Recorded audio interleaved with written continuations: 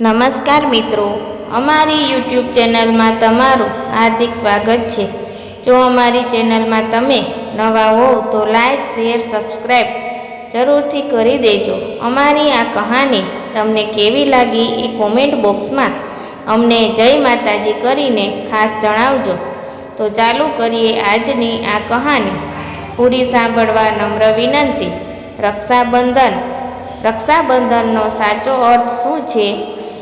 ર એટલે રક્ષા કરજે વીરા તારી બહેનની। ક્ષા એટલે ક્ષમા કરજે વીરા તારી બહેનને। બ એટલે બંધનમાંથી મુક્ત કરજે વીરા તારી બહેનને। ધ એટલે ધ્યાન રાખજે વીરા તારી બહેનનું। ન એટલે ન ભૂલતો વીરા તારી બહેનને। રક્ષાબંધન ઇતિહાસ અને પૌરાણિક કથા। રેશમના તાતણાથી બનેલી રાખડી કેવું મહત્વ ધરાવે છે તેનો એક કિસ્સો ઇતિહાસમાં પાનાઓ પર નોંધાયેલો છે। ચિત્તોડના રાજમાતા કર્માવતીએ મુગલ બાદશાહ હુમાયુને રાખડી મોકલી ભાઈ બનાવ્યો હતો અને તે પણ સંકટના સમયે બહેન કર્માવતીની રક્ષા માટે ચિત્તોડ આવી પહોંચ્યો હતો। કહેવાય છે કે મેવાડની મહારાણી કર્માવતીને બહાદુર શાહ દ્વારા મેવાડ પર હુમલાની પૂર્વ સૂચના મળી હતી। રાણી લડવા માટે અસમર્થ હતી, તેથી તેમણે હુમાયુને રક્ષણ કરવા માટે પ્રાર્થના કરી। હુમાયુ મુસલમાન હોવા છતાં પણ રાખડીની લાજ રાખી અને બહાદુર શાહ સાથે યુદ્ધ કરીને તેની બહેન કર્માવતીને અને મેવાડની રક્ષા કરી હતી। બીજી એક કથા સિકંદર સાથે જોડાયેલી છે। સિકંદરની પત્નીએ તેના પતિના હિન્દુ શત્રુ પુરુવાસને રાખડી બાંધી અને તેના પતિને ન મારવાનું વચન લીધું હતું। પુરુવાસે પણ રણભૂમિમાં બહેનને બાંધેલ રક્ષાસૂત્રનું સન્માન કરતા સિકંદરને જીવતદાન આપ્યું હતું। કુંતા અભિમન્યુને બાંધે અમર રાખડી રે અને પછી કૌરવ સામે 7 કોઠાનું યુદ્ધ લડવા મોકલ્યો। દેવાધિદેવ ઇન્દ્ર દાનવો સામે હારી ગયા ત્યારે ઇન્દ્રાણીએ રાખડી બાંધી રક્ષાબંધનનું વ્રત કર્યું હતું, જેથી ઇન્દ્રે વિજય પ્રાપ્ત કર્યો હતો। રક્ષાબંધન એ બહેન માટે પોતાના વહાલ સોયા ભાઈ પ્રત્યેની નિષ્પાપ, નિર્મળ અને નિઃસ્વાર્થ ભાવે સેવેલી શુભેચ્છાઓનું અને ત્યાગનું મહામૂલ પવિત્ર પ્રતીક છે। બહેનની આ શુભેચ્છા ભાઈના જીવન વિકાસમાં પ્રેરણાદાયી અને પોષક બને છે। રક્ષાબંધનના પરમ પવિત્ર પર્વનો બળેવ અથવા નાળિયેર પૂનમ તરીકે પણ મહિમા છે। સમસ્ત બ્રહ્મ સમાજ પોતાની ઉપવીતિ જનોય વેદના મંત્રોચ્ચાર સાથે સાગર કે સરિતા તટે દેવ મંદિરના સાનિધ્યમાં વિધિપૂર્વક બદલાવે છે। નવી જનોય ધારણ કર્યા પછી ચારેય વર્ણને રાખડી બાંધી આશીર્વાદ આપે છે અને દક્ષિણા પ્રાપ્ત કરે છે। આ જનોય કેવળ સૂતરનો ત્રાગડો નથી, પરંતુ 16 સંસ્કારમાંનો એક ઉત્તમ સંસ્કાર છે। આ ઉપવીતિ ધારણ કર્યા પછી જ સંસ્કાર દ્વિજ ઉચ્ચતમ કહેવાય છે। આ રીતિ જોતા દરેક પર્વોમાં રક્ષાબંધનનું અને બળેવનું પર્વ એક અનોખા પર્વ તરીકે આગવી જ ભાત પાડે છે।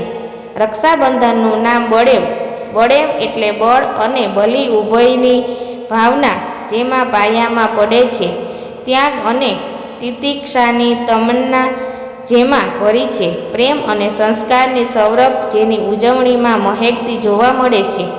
એવા આ પવિત્ર દિવસે ભારતના ભડવીર સાગરખેડુ બનીને વહાણવટે ઉપડતા અને અખૂટ જળ ભંડારને ખોળે ખેલતા નારિયેળ પધરાવી સાગરનું પૂજન કરી આખી દુનિયા કૂંદી વળતા।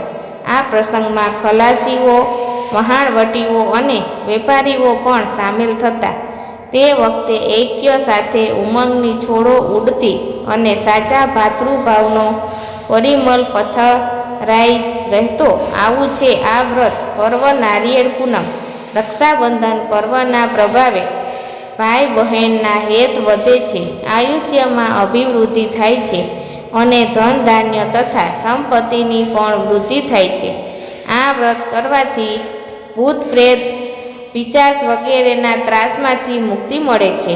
આ પવિત્ર વ્રત સર્વ રોગોનું નિવારણ કરે છે, સાથોસાથ અશુભોનું પણ નિવારણ કરે છે. અનને વિધિના યસ્તુ રક્ષાબંધે સમાચરતે સ સર્વ દોષ રહિત સુખી સવમ સ્તરમ ભવતે.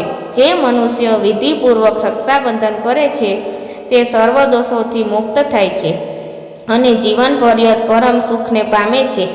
આધ્યાત્મિક દ્રષ્ટિએ રક્ષાબંધનનો આધ્યાત્મિક અર્થ પાવન બનવું, શુદ્ધ બનવું, બુરાઈનો ત્યાગ કરવો તેમજ જીવનમાં દ્રઢતા લાવવી. ભૌતિક રીતે આજના સમયમાં કોઈની રક્ષા કરવાનું કામ મુશ્કેલી છે, કારણ કે આપણે બધા જાણીએ છીએ, માનીએ છીએ, અનુભવ કરીએ છીએ કે આ નાશવંત શરીર સિવાય પર એક ચૈતન્ય આત્મા છે જે અજર અમર છે, જેનો કોઈ નાશ કરી શકતું નથી.